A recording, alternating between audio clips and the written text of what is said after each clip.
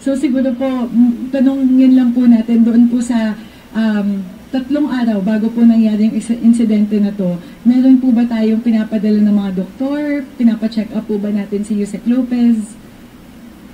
Mr. Chairman, in fact, hindi po tayo nagkulang doon. No? May medical team naka-standby doon. Morning, noontime, and afternoon. Late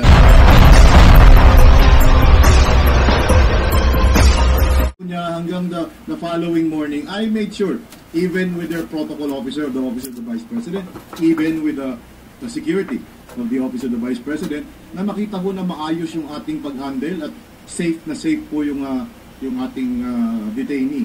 So, in fact, nung maghapon ho na yun, wala ho tayong narinig na reklamo o problema. Nag-umpisa lamang po yun isa, perhaps, nung implement po namin nung second night, yung transfer order. Mr. Chairman.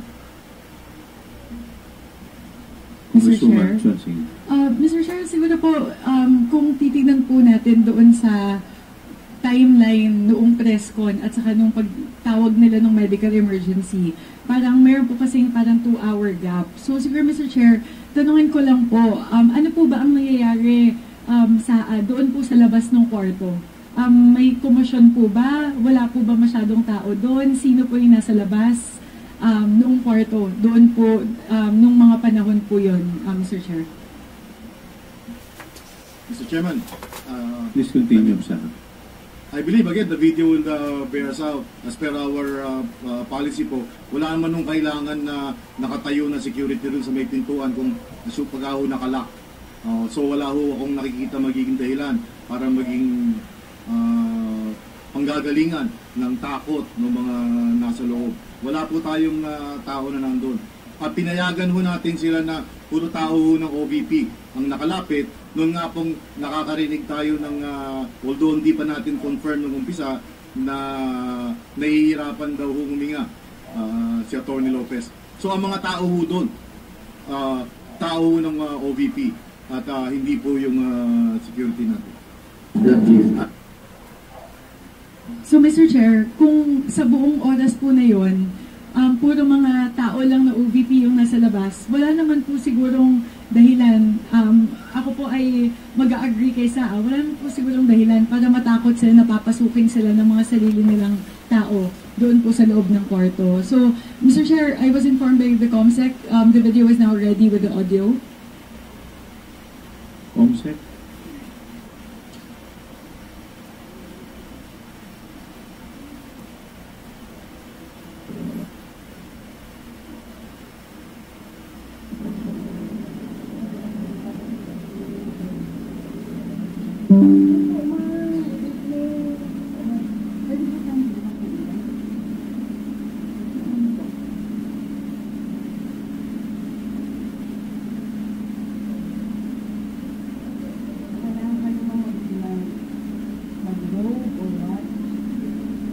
Pakilakas po yung volume.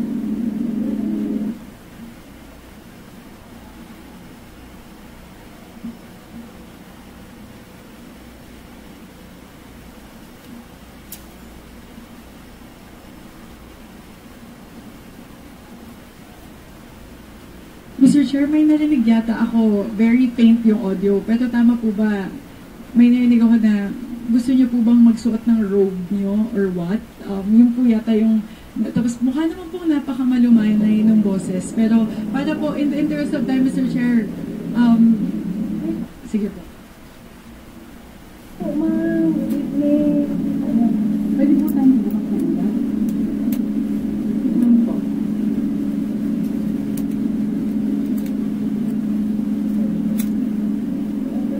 Kailangan pa rin mo mag-robe or what? Ang good evening po.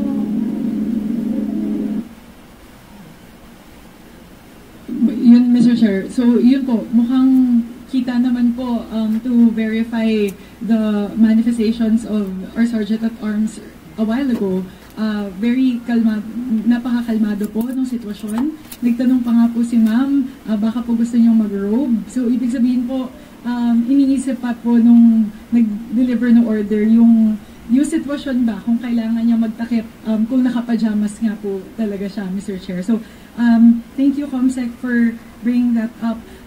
Mr. Chair, siguro po, nakita ko po dun sa isang video, parang yung pangalawa po yata, nung pumasok na sila sa loob, nandun po yata yung pag-surrender ng cellphone.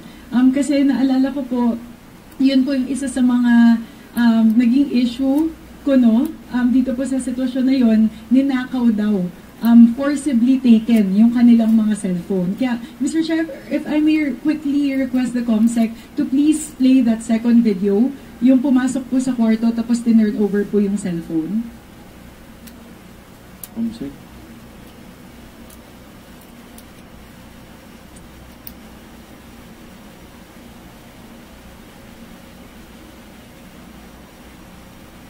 Kung hindi naman po, Mr. Chair, kung matatagal, ayan po, sige po.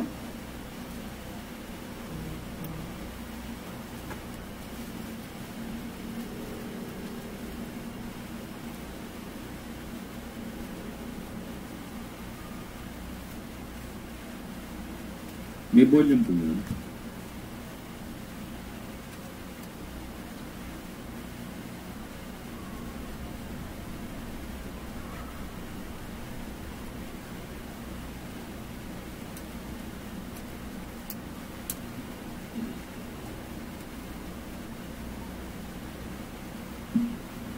Sige lang po, Mr. Chair. I think we don't need to hear it naman po. Yung mismo gesture po siguro would be sufficient to, for me to jump off from. Kahit po wala na audio, pwede po bang i-play na po natin? Kahit wala na pong audio, paki-tuloy lang po yung play.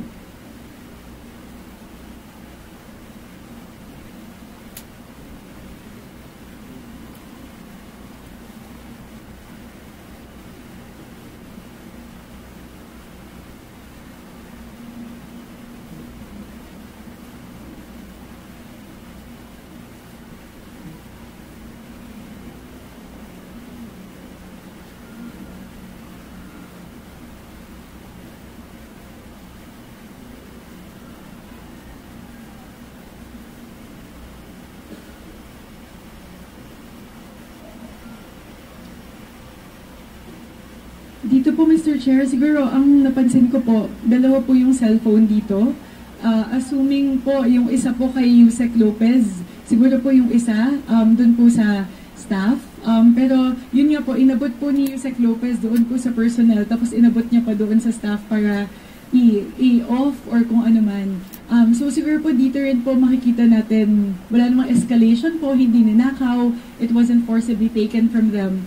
And Mr. Chair, mayroon ng interest sa akin, pinanood ko po kasi ulit yung press conference, parang 3 beses po na nakita ko na meron pa ring cellphone yung staff. So siguro po 3 lang po to, Mr. Chair, mabilis lang to, 8 seconds lang po yung ibang mga footage. Kung pwede po nating mapakita 3 times during the press con na may cellphone po yung staff na nasa loob. While we're pulling that up, Mr. Chair, mismong si Yusek Lopez ang nagsabi doon po sa press conference niya. Ang sabi niya, they demanded to get our phone. We don't have a phone. That's why we're calling from this laptop, like the Viber. We're calling the lawyer from here. I don't have a phone to contact anyone. Siguro po lahat naman tayo alam na kapag may Viber ka, may contact ka sa labas. It's as good as having your phone with you. Kasi nandun na rin naman na po yung Viber, yung contacts mo. So, siguro po hindi po totoo na wala silang abilidad na kumontak sa labas. At saka siguro, Mr. Chair, the fact that they were able to stage a full-blown press conference all throughout that time, ibig sabihin po, wala silang restrictions in terms of communicating outside. So, siguro po, Mr. Chair, pakita lang po natin very quickly.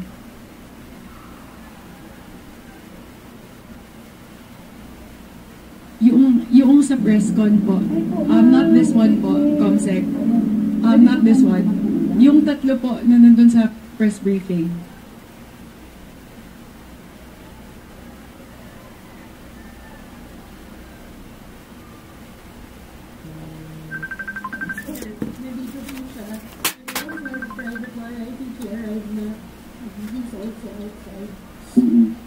Ma'am, to clarify po ma'am, nandiyan po si Vice President ma'am, no? Nandiyan po sa tabi ninyo si Vice President.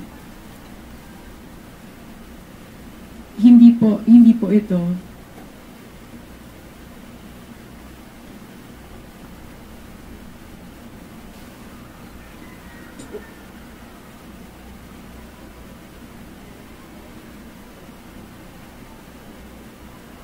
Sige po, Mr. Chair.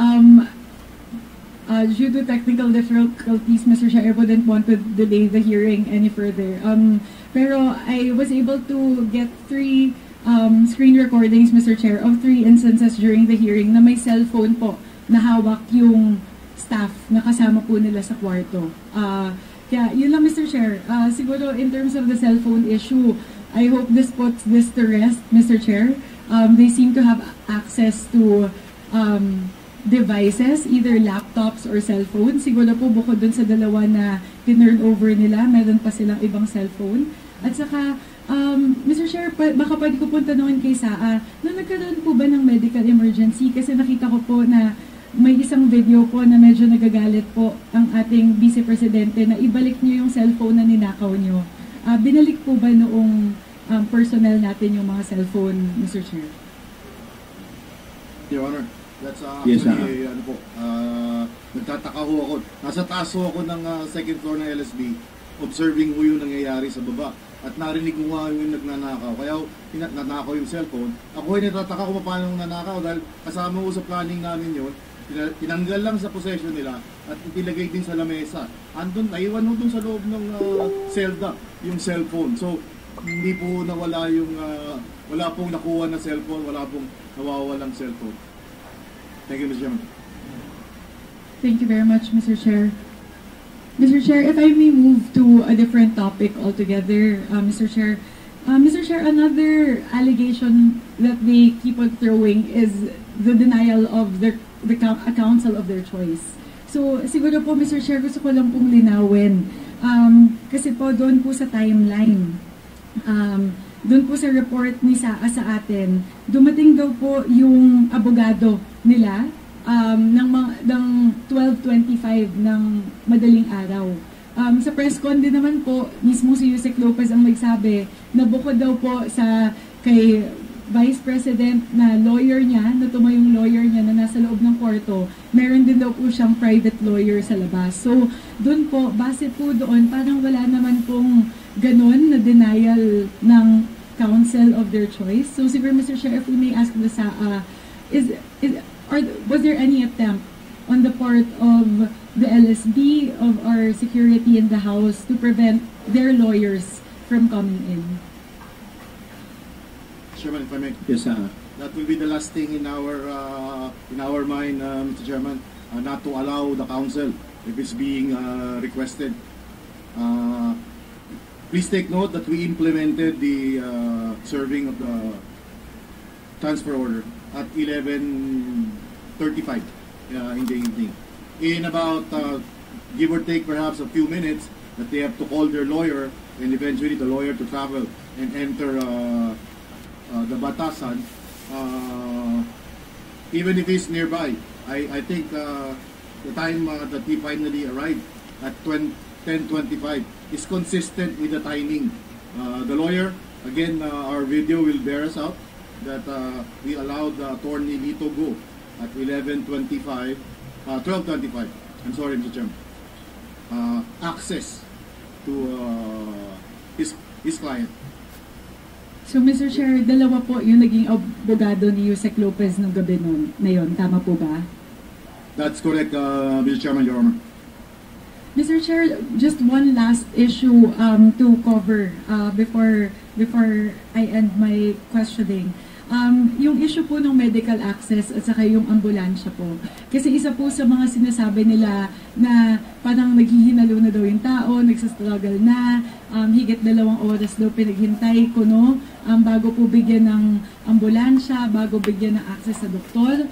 So siguro, Mr. Chair, in the press conference, they kept on flashing that little thumbnail wherein there was an ambulance waiting outside of our south gate. And allegedly, they were saying that the House was refusing entry.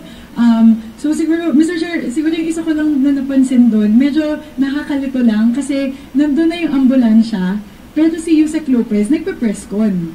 So parang kung mayroong immediate medical emergency, siguro she wouldn't be in the state to actually conduct a press conference.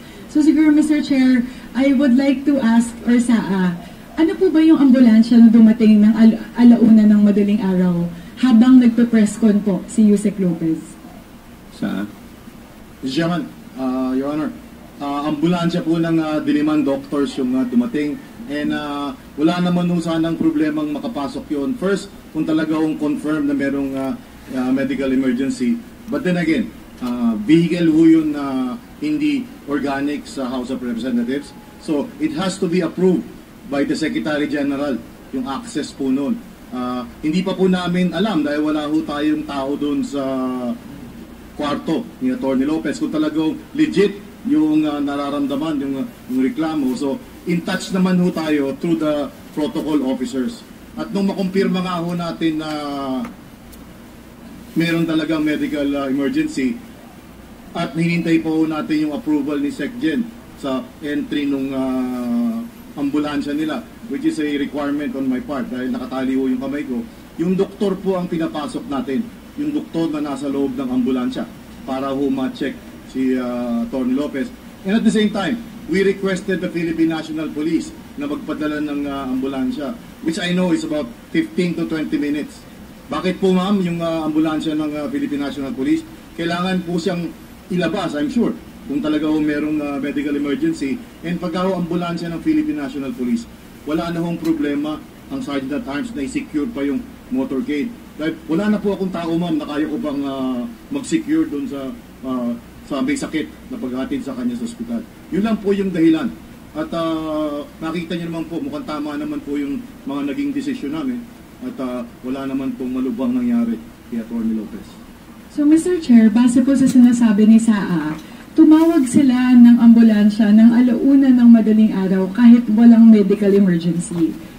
So, ano po yun? Nakaabang lang? Siguro yun po, siguro yung tanong ko na is it for, ano po ba, appearances?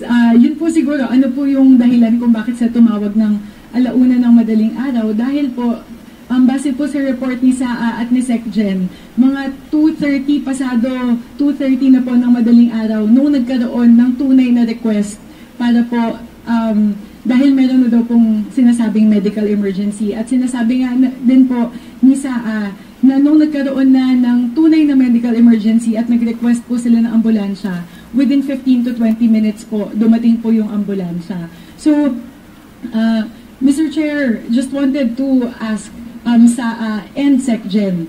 So, wala pong kahit anong level na nag-deny o nag-delay po tayo ng medical treatment kay Yusek Lopez.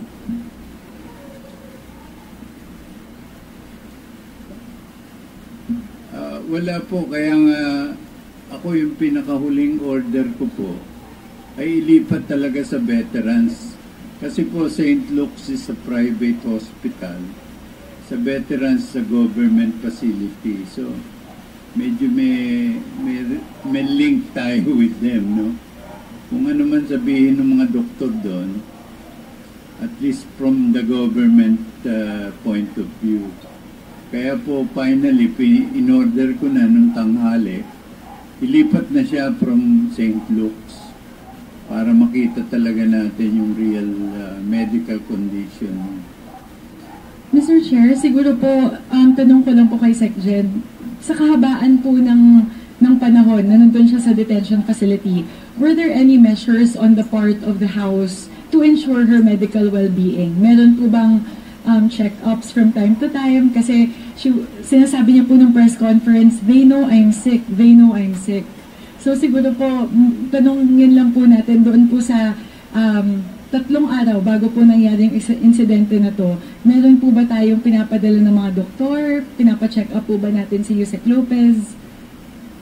Mr. Chairman, in fact, hindi po tayo naggulang doon. No? May medical team naka-standby doon. Morning, noontime, and afternoon, late afternoon, minimeasure yung vitals niya. But there was a point in time, ayaw niya nang magpa-measure. Gusto niya daw, doktor niya. So, yun po yung naging problema natin eh. Pero as far as we're concerned, hindi po tayo nagkulang. Pirming nandun po may medical team. Minomonitor yun. And this applies to all detainees. Hindi lang po sa kanya. Lahat po ng detainees dito sa custodial center, meron pong medical team, minimeasure yung vital sila. Blood pressure, yung heartbeat, mga ganyan. Yung mga simple test lang po. Kaya lang, pag meron pong kondisyon na hindi ma-measure nung equipment natin at ng doktor, nire-recommend po ng medical team na dalhin sa hospital for further test. Yan na po nangyari kay Attorney Lopez, no? Since ayaw niya magpatingin dito sa mga doktor dito, at yun nga, hinimatay, nagsuka nung madaling araw, doon na po dinala natin sa hospital. Tapos by noon time, I decided doon sa veterans para mas confident tayo doon sa mga findings kaysa doon sa St. Luke's. Thank you very much, Mr. Chair. Those are all of my questions po. Sana po malinaw po sa talakayan po natin ngayong umaga na malinaw at kalmado po yung pag-serve ng transfer order. Wala pong barging in na naganap, wala pong komosyon, wala pong pagnakaw ng cellphone na naganap, wala pong pagpipigil ng access sa abogado, wala pong wala pong attempts na i-breakdown yung pinto, nabigyan po siya ng access sa medical personnel at medical services sa kahabaan ng kanya pong pamamalagi sa ating detention facility, Mr. Chair. Siguro po napakabigat po kasi nung padatang na ibinato ni Yusek Lopez na naramdaman niya po na parang may pagbabanta sa kanyang buhay. Hinaras siya, sineten po siya. So, sana po, Mr. Chair, sa pamamagitan po ng ating talakayan ngayong umaga, naging malinaw po, na trinato po ng mabuti ng ating LSB, ng mga tao dito po sa House of Representatives, si Yusek Zulaika Lopez, sa kanya pong pamamalagi dito, Mr. Chair. Maraming salamat po. Thank you, Congresswoman. Mr. Chair.